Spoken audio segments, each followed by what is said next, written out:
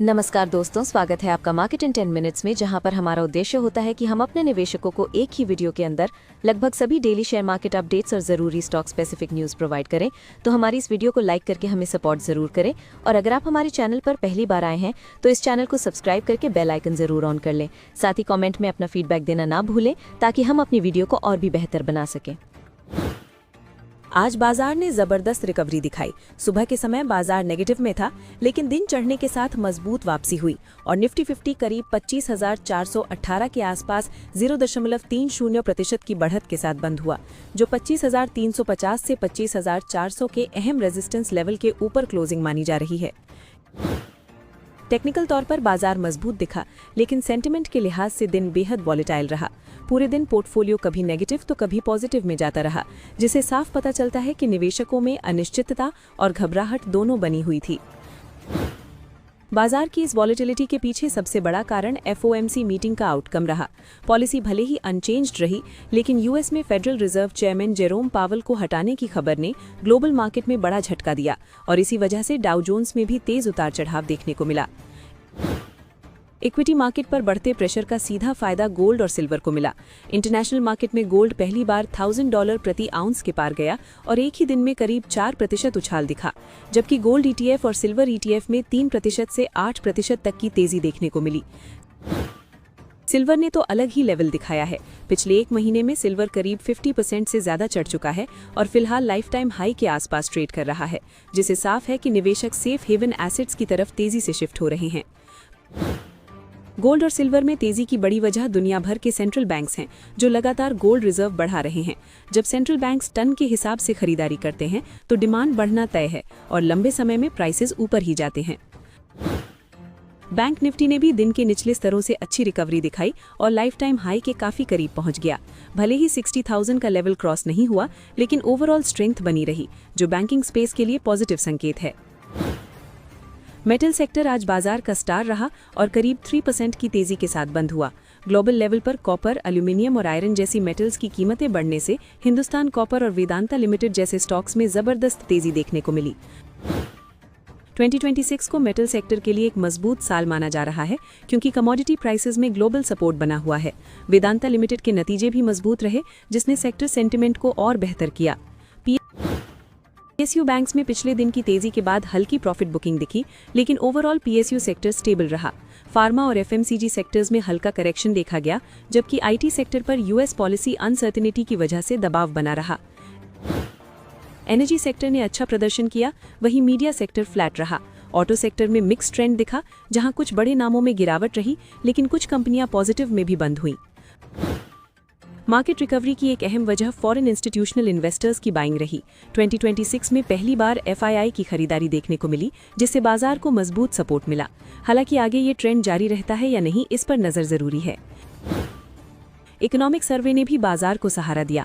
सर्वे के मुताबिक 2027 के लिए इंडिया की रियल GDP ग्रोथ 6.8% से 7.2% के बीच रहने का अनुमान है, जो कई ब्रोकरेज एस्टिमेट से बेहतर है और इंडिया ग्रोथ स्टोरी पर भरोसा दिखाता है। इंडिया और यूरोप के बीच फ्री ट्रेड एग्रीमेंट ने ग्लोबल जियोपॉलिटिक्स में बड़ा बदलाव किया है। इस डील से US में साफ फ्रस्ट्रेशन देखने को मिली, क्योंकि इससे इंडिया की नेगोशिएटिंग पावर और मजबूत हो गई है। इंडिया और US के बीच बायलैटरल ट्रेड डील पर भी बड़ी प्रगति हुई है। ऑफिशियल अपडेट्स के मुताबिक टॉक्स बहुत कॉर्डियल माहौल में चल रही हैं और डील अब पॉजिटिव आउटकम के काफी करीब पहुंच चुकी है। इंडियन करेंसी फिलहाल लाइफ टाइम लो के आसपास है, लेकिन इसका बड़ा कारण गोल्ड प्राइसेस में तेज उछाल है। Currency valuation largely gold backed होती है, इसलिए गोल्ड महंगा होने पर सिर्फ इंडियन रुपी नहीं, बल्कि USD, यूरो और पाउंड जैसी करेंसीज पर भी दबाव आता है। एशियन मार्केट्स की बात करें तो जापान, चाइना, हांगकांग और इंडिया के मार्केट्स मजबूत रहे, जबकि ताइवान, ऑस्ट्रेलिया, मलेशिया और इंडोनेशिया में कमजोरी दिखी। ओवरऑल एशिया पैसिफिक में बड़ी इकोनॉमीज का मणप्पुरम फाइनेंस के Q3 नतीजों में मुनाफे पर दबाव दिखा, हालांकि बिजनेस की ग्रोथ बनी रही। कंपनी का नेट प्रॉफिट 381 करोड़ रुपए रहा, जो पिछले साल के मुकाबले करीब 16% कम है, जिससे साफ है कि मार्जिन पर असर पड़ा है। नेट इंटरेस्ट इनकम लगभग फ्लैट रही और 1150 करोड़ रुपए के आसपास रही। इसके बावजूद ऑपरेशन से रेवेन्यू 6.5% बढ़कर करीब 1915 करोड़ रुपए पहुंच गया, जो ये दिखाता है कि गोल्ड लोन बिजनेस में डिमांड बनी हुई है और ग्रोथ ट्रैक पर है। कंपनी ने 0.50 रुपये प्रति शेयर का इंटरिम डिविडेंड भी घोषित किया है, जिसकी रिकॉर्ड डेट 6 फरवरी 2026 रखी गई है। नतीजों से पहले शेयर हल्की तेजी के साथ 295 रुपये के आसपास बंद हुआ था। वेदांता के दिसंबर तिमाही नतीजे काफी मजबूत रहे और लगभग हर बड़े पैरामीटर पर सालाना आधार पर अच्छी ग्रोथ देखने को मिली। कंपनी का नेट प्रॉफिट 60% से ज्यादा बढ़कर 5,710 करोड़ रुपए पहुंच गया, जो कमोडिटी साइकिल के फेवर में होने का साफ संकेत है। कंपनी का रेवेन्यू 19% बढ़कर करीब 45,899 करोड़ रुपए रहा, जबकि एबिडा में 37% की बढ़त के साथ ये 6,866 करोड़ रुपए पहुंच गया। एबिडा मार्जिन 29% से ऊपर रहा, जो ऑपरेशनल स्ट्रेंथ दिखाता है। वेदांता का एल्यूमिनियम बिजनेस इस तिमाही सबसे बड़ा ग्रोथ ड्राइवर रहा। इस सेगमेंट का एबिडा 7,030 करोड़ रुपए रहा, जो बाजार के अनुमान से बेहतर है और ऊंची मेटल कीमतों का फायदा दिखाता है। कंपनी का कर्ज स्तर भी कंट्रोल में नजर आ रहा है। Net debt to EBITDA ratio 1.23 गुना है और हिंदुस्तान जिंक में 60% से ज्यादा हिस्सेदारी के चलते वेदांता की कमाई में वहां से बड़ा योगदान आता है। REC लिमिटेड ने Q3 में स्थिर लेकिन मजबूत प्रदर्शन किया है। कंपनी का नेट प्रॉफिट 4,043 करोड़ रुपए रहा, जो पिछले साल के मुकाबले लगभग फ्लैट है, लेकिन इतनी बड़ी बेस पर स्टेबिलिटी खुद में पॉजिटिव मानी जाती है। नेट इंटरेस्ट इनकम में करीब 3% की बढ़त रही और ये 5,275 करोड़ रुपए तक पहुंच गई। इसका मतलब है कि लेंडिंग बिजनेस से नियमित और मजबूत कैश फ्लो बना हुआ है। REC लिमिटेड ने 4.60 रुपए प्रति शेयर का तीसरा इंटरिम डिविडेंड घोषित किया है, जिसकी रिकॉर्ड डेट 6 फरवरी 2026 है। डिविडेंड का भुगतान 27 फरवरी तक कर दिया जाएगा, जो इनकम फोकस्ड निवेशकों के लिए अच्छी खबर है। स्विगी लिमिटेड के दिसंबर तिमाही नतीजों में ग्रोथ और नुकसान दोनों साथ साथ दिखे। कंपनी का नेट लॉस बढ़कर 1,065 करोड़ रुपए हो गया, जो ये बताता है कि एक्सपेंशन की कीमत अभी प्रॉफिटेबिलिटी पर भारी पड़ रही है। इसके बावजूद रेवेन्यू में जबरदस्त 54% की ग्रोथ रही और ये 6,148 करोड़ रुपए पहुंच गया। फूड डिलीवरी बिजनेस में ऑर्डर वैल्यू और स्केल दोनों में अच्छी बढ़त देखने को मिली। फूड डिलीवरी सेगमेंट का एडजस्टेड एबिडा 272 करोड़ रुपए रहा, जो पिछले साल से करीब 1.5 गुना ज्यादा है। इससे साफ है कि कोर बिजनेस धीरे धीरे मुनाफे की तरफ बढ़ रहा है।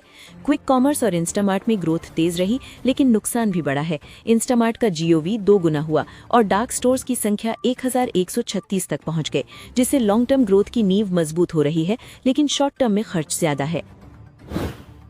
दीपक फर्टिलाइजर्स के Q3 नतीजों में मुनाफे पर तेज दबाव देखने को मिला। कंपनी का नेट प्रॉफिट 43% गिरकर 141.5 करोड़ रुपए रह गया, जो मार्जिन प्रेशर की ओर इशारा करता है।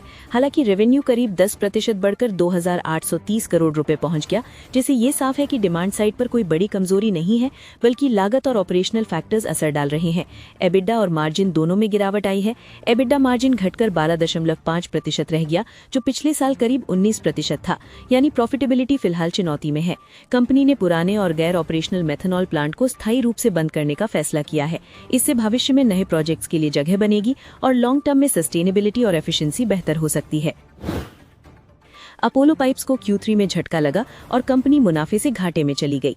इस तिमाही कंपनी को 4.8 करोड़ रुपए का नेट लॉस हुआ, जबकि पिछले साल इसी तिमाही में प्रॉफिट था। रेवेन्यू में करीब 20% की गिरावट आई और ये 247 करोड़ रुपए रह गया। कम सेल्स और कमजोर डिमांड का सीधा असर कंपनी की कमाई पर पड़ा। एबिडा लगभग आधा रह गया और मार्जिन घटकर 5% के आसपास आ गया, जो बताता है कि ऑपरेशनल लेवरेज पूरी तरह नेगेटिव साइड में चला गया है। हालांकि कंपनी मैनेजमेंट आगे के लिए पॉजिटिव है और अगले 3 साल में 25% CAGR टारगेट रखा है। वैल्यू एडेड प्रोडक्ट्स के जरिए वॉल्यूम और प्रॉफिटेबिलिटी सुधारने की रणनीति पर काम किया जा रहा है। कोरोमंडल इंटरनेशनल के दिसंबर तिमाही नतीजों में मार्जिन पर दबाव साफ दिखा। एबिडा मार्जिन घटकर 9.1% रह गया, जो पिछले साल 10.4% था और इसकी सबसे बड़ी वजह कच्चे माल और ऑपरेशनल खर्चों में तेज बढ़ोतरी रही। हालांकि कंपनी का ऑपरेशनल परफॉर्मेंस पूरी तरह कमजोर नहीं रहा। एबिडा करीब 11% बढ़कर 799.8 करोड़ रुपए पहुंच गया और रेवेन्यू में 26% से ज्यादा की मजबूत ग्रोथ के साथ ये 8,779 करोड़ रुपए रहा, जो बाजार के अनुमान से भी बेहतर है। नेट प्रॉफिट लगभग फ्लैट रहा और 506 करोड़ रुपए के आसपास टिक गया। कंपनी ने 9 रुपए प्रति शेयर का इंटरिम डिविडेंड भी घोषित किया है, जिसकी रिकॉर्ड डेट 4 फरवरी 2026 है और डिविडेंड का भुगतान 28 फरवरी तक कर दिया जाएगा। जिलेट इंडिया ने दिसंबर तिमाही में दमदार प्रदर्शन किया है और मुनाफे में मजबूत उछाल दिखाया है। कंपनी का नेट प्रॉफिट 37% बढ़कर 172.4 करोड़ रुपए पहुंच गया, जिसमें वॉल्यूम ग्रोथ और बेहतर ऑपरेटिंग लेवरेज का बड़ा योगदान रहा। रेवेन्यू 15% की बढ़त के साथ 790 करोड़ रुपए रहा, जबकि एबिडा 36% बढ़कर 248 करोड़ रुपए पहुंच गया। इसके चलते एबिडा मार्जिन में भी बड़ी सुधार देखने को मिली और ये 31% से ऊपर पहुंच गया। ग्रूमिंग और ओरल केयर दोनों सेगमेंट में मांग मजबूत बनी हुई है। कंपनी ने 2026 के लिए 180 रुपए प्रति शेयर का इंटरिम डिविडेंड घोषित किया है, जिसमें 60 रुपए का स्पेशल डिविडेंड शामिल है और इसकी रिकॉर्ड डेट 4 फरवरी 2026। कोलगेट पामोलिव इंडिया ने दिसंबर 2025 क्वार्टर में मुनाफा और बिक्री दोनों ही मोर्चों पर हल्की लेकिन स्टेडी ग्रोथ दिखाई है। कंपनी का नेट प्रॉफिट 322.8 करोड़ रुपए रहा, जो बाजार के अनुमान से थोड़ा बेहतर है और पिछले साल के 322.8 करोड़ रुपए से मामूली बढ़त दिखाता है, यानी डिमांड स्टेबल बनी हुई है। रेवेन्यू 2.1% सालाना बढ़कर 1492 करोड़ रुपए पहुंचा, जो एक्सपेक्टेशन से ऊपर रहा, लेकिन मार्जिन पर दबाव साफ दिखा। ईबीडीए मार्जिन 30% रहा, जो पिछले साल 31.1% था। इसका कारण रेगुलेटरी चेंजेस और इनपुट कॉस्ट प्रेशर बताया जा रहा है। कनकॉर्ड लिमिटेड ने Q3 में अच्छा ऑपरेशनल प्रदर्शन दिखाया है, जहां नेट प्रॉफिट 8.9% बढ़कर 333.9 करोड़ रुपए पहुंच गया। रेवेन्यू भी 4.5% बढ़कर 2307 करोड़ रुपए रहा, जिससे साफ है कि लॉजिस्टिक्स और फ्रेट एक्टिविटी में स्टेडी रिकवरी बनी हुई है। इस क्वार्टर में ईबीडीए मार्जिन बढ़कर 22.3% हो गया, जो कॉस्ट कंट्रोल और बेहतर एसेट यूटिलाइजेशन को दिखाता है। साथ ही कंपनी ने 3.40 रुपए प्रति शेयर का थर्ड इंटरिम डिविडेंड घोषित किया है, जिसका रिकॉर्ड डेट 9 फरवरी है और पेमेंट 16 फरवरी से शुरू होगी। MTR टेक्नोलॉजी से उम्मीद है कि वो Q3 में मजबूत नतीजे पेश करेगा, जहां प्रॉफिट लगभग 21% बढ़कर 2562 करोड़ रुपए तक पहुंच सकता है। रेवेन्यू के भी 20% बढ़कर 15330 करोड़ रुपए रहने का अनुमान है, जो डोमेस्टिक और एक्सपोर्ट दोनों मार्केट्स की मजबूती दिखाता है। ईबीडीए करीब 3149 करोड़ रुपए रहने की उम्मीद है और मार्जिन 20.5% के आसपास टिके रहने का अनुमान है। फेस्टिव डिमांड, GST रिलीफ और एक्सपोर्ट्स के चलते वॉल्यूम्स में 10% सालाना बढ़त देखी जा सकती है, जबकि ASP में भी सालाना करीब 9% की बढ़त संभव है।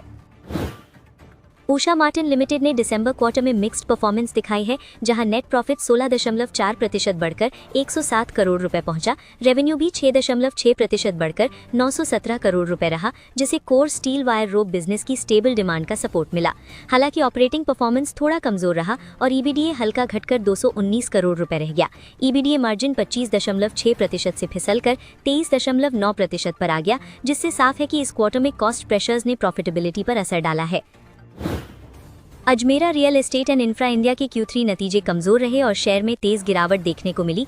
कंपनी का नेट प्रॉफिट 16% घटकर 27.8 करोड़ रुपए रह गया, जो रियल एस्टेट बिजनेस में प्रेशर को दिखाता है। रेवेन्यू और ईबीडीए दोनों में गिरावट आई है। रेवेन्यू करीब 6% घटकर 181.7 करोड़ रुपए रहा, जबकि ईबीडीए 12% गिरकर 55.5 करोड़ रुपए पर आ गया, जिससे मार्जिन भी सिकुड़कर 30.5% रह गया। हालांकि ऑपरेशनल लेवल पर कुछ पॉजिटिव संकेत भी हैं। तिमाही के दौरान सेल्स बुकिंग दुगने से ज्यादा बढ़कर 603 करोड़ रुपए रही और बिक्री वॉल्यूम में 59% की बढ़त हुई, लेकिन फिलहाल फाइनेंशियल नतीजों में इसका पूरा असर नजर नहीं आ रहा है। HUDCO लिमिटेड के तीसरी तिमाही के नतीजों में मुनाफे पर हल्का दबाव दिखा, जहां नेट प्रॉफिट करीब 3% घटकर 713 करोड़ रुपए रहा, लेकिन कंपनी की कोर इनकम यानी NII में 4.2% की बढ़त हुई और ये 1024 करोड़ रुपए तक पहुंच गई, जिससे साफ है कि लोन बिजनेस अभी भी स्टेबल है। कंपनी ने निवेशकों के लिए 1.15 रुपए प्रति शेयर का तीसरा इंटरिम डिविडेंड घोषित किया है, जिसका रिकॉर्ड डेट 7 फरवरी है। साथ ही HUDCO ने 2026 के लिए अपना बोरोइंग प्लान 65,000 करोड़ रुपए से बढ़ाकर 80,000 करोड़ रुपए कर दिया है, ताकि फ्यूचर ग्रोथ के लिए पर्याप्त फंडिंग बनी रहे। सिरमा SGS टेक्नोलॉजी के Q2 नतीजे काफी दमदार रहे, जहां कंपनी का नेट प्रॉफिट दुगने से भी ज्यादा बढ़कर 102.7 करोड़ रुपए हो गया, जबकि पिछले साल इसी तिमाही में ये 48.7 करोड़ रुपए था, यानी ऑपरेशंस में साफ सुधार देखने को मिला।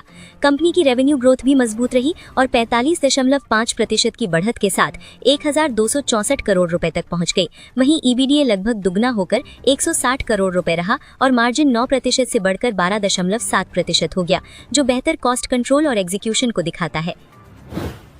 सिरमा एसजीएस टेक्नोलॉजी के Q3 नतीजों में तस्वीर थोड़ी मिली जुली रही, जहां नेट प्रॉफिट बढ़कर 75.9 करोड़ रुपए पहुंचा, जबकि पिछले साल इसी तिमाही में 104 करोड़ रुपए के वन टाइम लॉस की वजह से मुनाफा काफी दबा हुआ था। हालांकि रेवेन्यू में सिर्फ 2.8% की मामूली बढ़त के साथ ये 1290 करोड़ रुपए रहा। वहीं ईबीडीए 11% गिरकर 157.5 करोड़ रुपए पर आ गया और मार्जिन 14.1% से फिसलकर 12.2% पर आ गया, जिससे साफ है कि इस तिमाही में मार्जिन पर प्रेशर। पेटीएम ने Q3 में जबरदस्त टर्न अराउंड दिखाया है और कंपनी 225 करोड़ रुपए के मुनाफे में आ गई है, जबकि पिछले साल इसी तिमाही में नुकसान था। पेमेंट्स और फाइनेंशियल सर्विसेज बिजनेस की मजबूती से रेवेन्यू सालाना आधार पर करीब 20% बढ़ा है, जो ग्रोथ की वापसी दिखाता है। इस तिमाही में EBITDA भी पॉजिटिव हो गया है, वो भी तब जब नए लेबर कोड का पूरा असर झेलना पड़ा। यूपीआई सेगमेंट में मार्केट शेयर बढ़ने से साफ है कि पेटीएम की डिजिटल पेमेंट्स में पोजीशन दोबारा मजबूत हो रही है। टाटा मोटर्स के कमर्शियल व्हीकल बिजनेस में Q3 के दौरान शुद्ध मुनाफा 48% घटकर 705 करोड़ रुपए रह गया, जिससे लागत और प्राइसिंग प्रेशर का असर दिखता है। मुनाफा घटा जरूर है, लेकिन ये गिरावट पूरी तरह मांग की कमजोरी की वजह से नहीं है। रेवेन्यू 16% बढ़कर 21,847 करोड़ रुपए पहुंच गया, जो बताता है कि सेल्स वॉल्यूम अच्छा बना हुआ है। EBITDA में 41.8% की तेज बढ़त और मार्जिन का 13.2% तक पहुंचना ऑपरेशनल एफिशिएंसी में सुधार का बड़ा संकेत है। वोल्टास की Q3 नतीजे दबाव में रहे, जहां शुद्ध मुनाफा सालाना आधार पर 35.7% गिरकर 84.9 करोड़ रुपए पर आ गया। एयर कंडीशनर और कंज्यूमर ड्यूरेबल सेगमेंट में मार्जिन प्रेशर साफ नजर आया। रेवेन्यू 1.1% घटकर करीब 3,070 करोड़ रुपए रहा। वहीं EBITDA में 10.7% की गिरावट आई। मार्जिन 6.4% से घटकर 5.7% रह गया, जो बढ़ती लागत का असर दिखाता है। डाबर ने Q3 में एक स्थिर और संतुलित प्रदर्शन किया है, जहां शुद्ध मुनाफा 7.3% बढ़कर 553.6 करोड़ रुपए रहा। ये दिखाता है कि कंपनी की ब्रांड स्ट्रेंथ और डिमांड बनी हुई है। रेवेन्यू 6% बढ़कर 3,558.6 करोड़ रुपए और EBITDA 7.7% बढ़कर 734 करोड़ रुपए पहुंच गया। मार्जिन में हल्का बदलाव जरूर है, लेकिन ओवरऑल परफॉर्मेंस स्थिर कही जा सकती है। ब्लू स्टार का शुद्ध मुनाफा Q3 में 39% गिरकर 80.5 करोड़ रुपए रह गया, जिससे प्रॉफिट साइड पर दबाव साफ दिखाई देता है। कुछ प्रोजेक्ट्स और लागत से जुड़ी चुनौतियों का असर नतीजों में दिखा है। इसके बावजूद रेवेन्यू 4.2% बढ़कर 2,925 करोड़ रुपए पहुंच गया और EBITDA 5.1% बढ़कर 221 करोड़ रुपए रहा। मार्जिन 7.5% पर स्थिर रहने से ये साफ है कि ऑपरेशनल कंट्रोल बना हुआ है। निप्पॉन लाइफ एएमसी ने Q3 में मजबूत प्रदर्शन किया है और शुद्ध मुनाफा 36.7% बढ़कर 403.9 करोड़ रुपए पर पहुंच गया। ये ग्रोथ बेहतर मार्केट सेंटिमेंट और फंड फ्लो का नतीजा है। रेवेन्यू में भी करीब 20% की बढ़त दर्ज की गई और ये 705 करोड़ रुपए तक पहुंच गया। म्यूचुअल फंड इंडस्ट्री में बढ़ते निवेश का सीधा फायदा कंपनी को मिलता दिख रहा है। हिंदुस्तान एरोनॉटिक्स को पवन हंस लिमिटेड से 10 ध्रुव NG हेलीकॉप्टर सप्लाई करने का बड़ा ऑर्डर मिला है। इस कॉन्ट्रैक्ट की अनुमानित वैल्यू 1800 करोड़ रुपए से ज्यादा बताई जा रही है। इस डील में हेलीकॉप्टर के साथ स्पेयर पार्ट्स और एक्सेसरीज भी शामिल हैं।